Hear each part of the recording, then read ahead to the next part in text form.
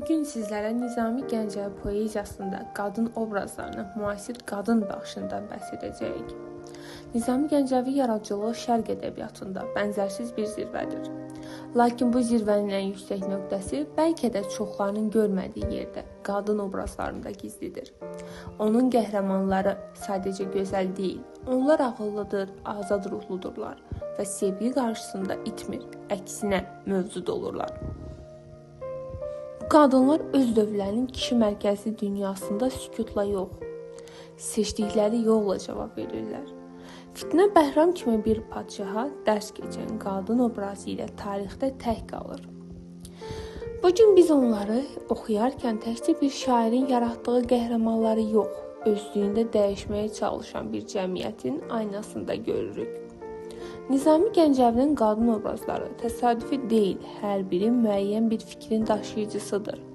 Şirin, sevgi uğrunda özünü fəda edən, amma eyni zamanda seçimində sərbəst olan qadındır. O Xosrova tabe olmur, onu seçimə məcbur edir. Nüşabə, hökmdar qadındır, o İskəndəri hiyləsiz tanıyır. Lakin öz xalqının və dövlətinin marağını üstün tutur. Qadın təkcə eşq üçün deyil, taxt üçün də düşünə bilər. Leyli, səssiz, dərin, məsum görünür. Amma onun içində gizli bir qürur var. O Məcnuna qarşı hisslərini yaşasa da, özünün içi ilə uzlaşmadan irəli getmir. Və nəhayət fitnə. Onun adı belə bir simvoldur. O qadının susmadığı yeganə obrazdır.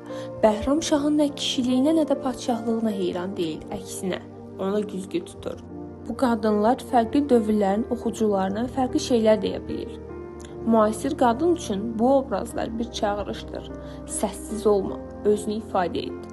Nizami Gəncəvinin qadın obrazları onun poeziyasının ruhudur. Bu ruh nəinki 12-ci əsrə, hətta 21-ci əsrə belə işıq tutur.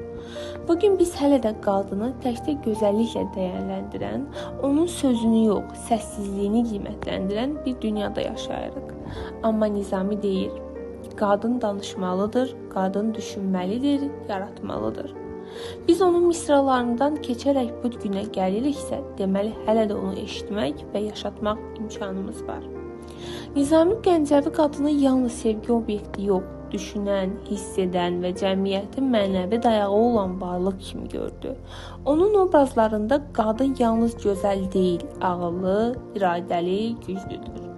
Lakin tarixdə bu baxış hər zaman üstünlük təşkil etmədi. Zamanla qadın azadlığına, ağlına, sözünə qarşı sədlər çəkildi.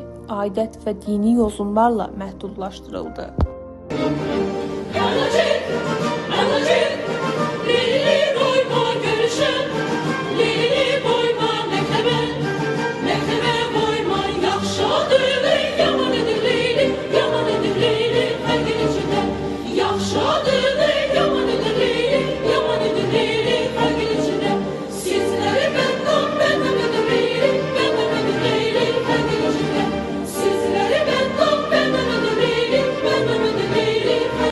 Bəlkə də Leylini məktəbdən çıxaran o səhnə sadəcə bir sevda hekayəsi deyil, o qadının maariflənməsinə, şəxsiyyət kimi yetişməsinə qoyulan qadağaların simvoludur.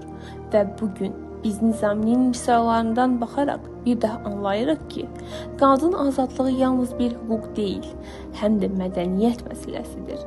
Nizami danışdı. Biz isə onu eşitmək və yaşatmaq məsuliyyətini daşıyırıq.